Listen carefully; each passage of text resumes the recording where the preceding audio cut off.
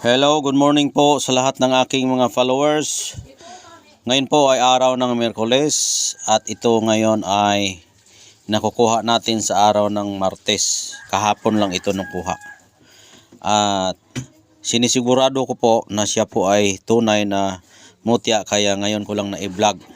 At pinagdasalan ko po ito kung ito po ay bigay sa atin, kaya ngayong araw na ito ay para talaga sa vlog ngayon, dahil minomonitor ko po yung kanyang pagkamutya kung hindi ba siya babalik sa dati na lumambot.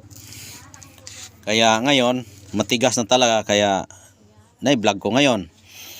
Ang dahilan bakit ko ito nakita o nakuha, dahil kahapon ay nagluluto ako at ginamit ko itong sili espada at gichop ko ito ng kutsilyo.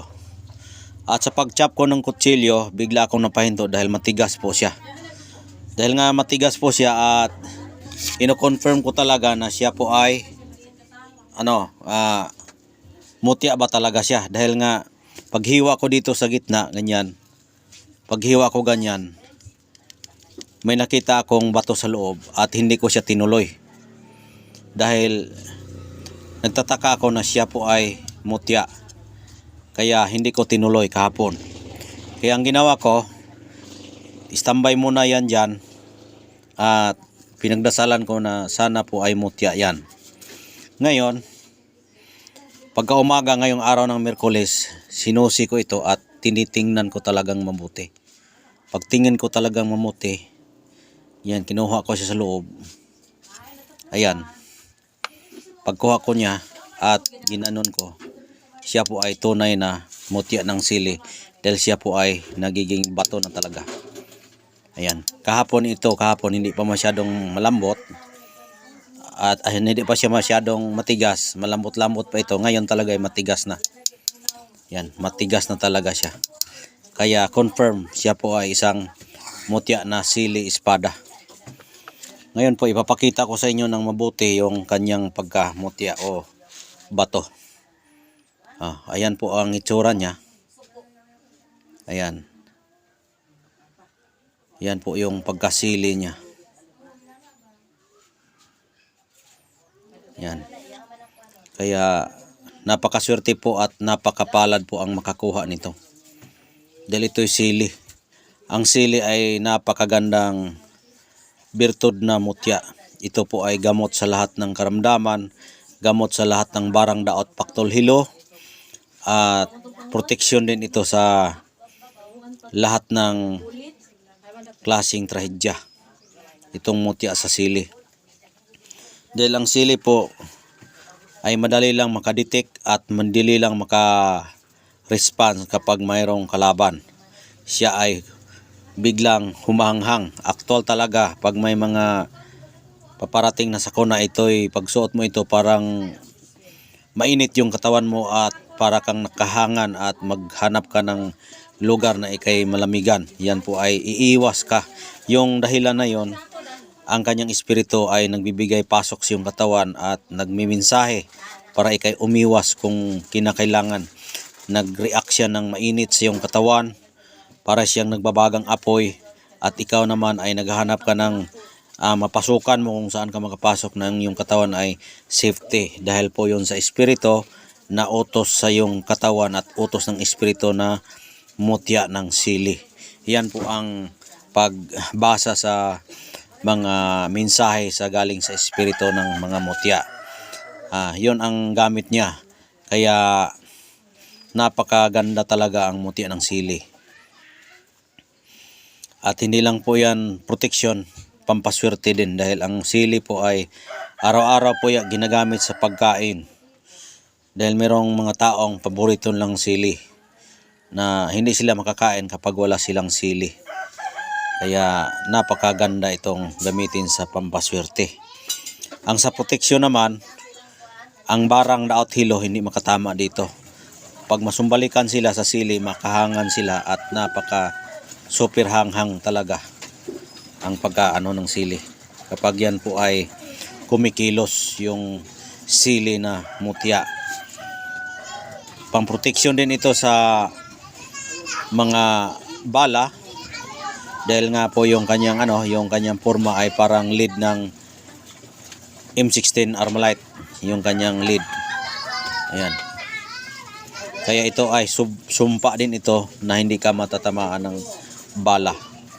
Ayan. Kaya napakaganda itong proteksyon.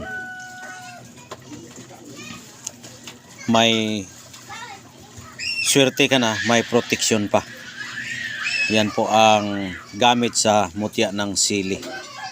Noong unang panahon nga, pag halimbawa ikaw ay kumakain sa mga restaurant, mas lalo na pag dito sa probinsya, ay kailangan kang magdadala ka ng sili at pigaan mo yung pagkain mo ng sili. Diyan mo malaman kung yung kinakain mo ay pinaspasan. Ano po ang ibig sabihin sa pinaspasan? Yung mga black magic nila na yung kinakatay na tao, tapos pagkain natin tao, tapos yung makain natin yung karne nila, akala natin karning baboy lang o manok, tao na pala yun. Kaya pag may sili ka, pigaan mo yun ng sili para kumahang, tapos bumalik sa dati kung ano yung kanyang pagkakarne, kung tunay ba yun na karne na hindi pinaspasan sa pinadaan sa mga masasama. Dahil meron talagang mga taong kumakain ng tao, katulad ng mga wakwak, sila ay nakakatay ng mga tao para ibinta nila sa kanilang restaurant, at yung katawan natin parang black magic lang nila yung mga mata natin para makakita tayo ng hindi dapat natin makita, karne lang pero sa laman na pala yun ng tao. Pero kapag pigaan mo yan ng sili, bumalik sa dati yung kanilang karne, mas lalo na pag pinaspasan yan na galing sa masasama. Yun ang ibig sabihin sa mga matatanda, at yan palagi ginagamit namin dito sa probinsya, na pigaan talaga ng sili lahat ng karne na makakain namin sa mga restaurant para malaman namin yan po ay tunay ba yung pinapakain nila sa atin. Kaya ganun ang mga proseso namin dito sa probinsya. Yun ang mga proteksyon yan. Yan ang unang proteksyon sa sili. Kung sa naman, sa mga trahedya naman, katulad ng mga pusil, ito ay magamit rin dahil yan po ay may lead sa Armalite. Hindi ka matatamaan ito ng bala. At kung halimbawa naman sa palipad hangin, hindi ka matatamaan dahil nga makahangan sila. Yun ang mga dahilan na ang sili napakaraming benepisyo. At yung sili din, makakawala din yan sa mga anti-cancer. Yung may mga cancer na maliliit pang mga bukol, itong sili ay yan po ay nagbibigay piga o pagpigsat sa mga bukol-bukol para mawala yung mga bukol-bukol sa iyong katawan. Kaya gamot rin ito. Pwede mo ito ibabad sa tubig, inumin mo nga 15 minutes simula sa pagbabad, tatalab agad yan ang mutya sa sili. At yung nakainom na yon, maabutan mga 3 days, mawala ang kanyang sakit. Depende rin sa power ng mutya, kahit nga undas pat pag inom, diretso yan maayos. Ayun lang po, at maraming salamat sa inyong panonood at sa walang sawang pagsubaybay sa aking channel.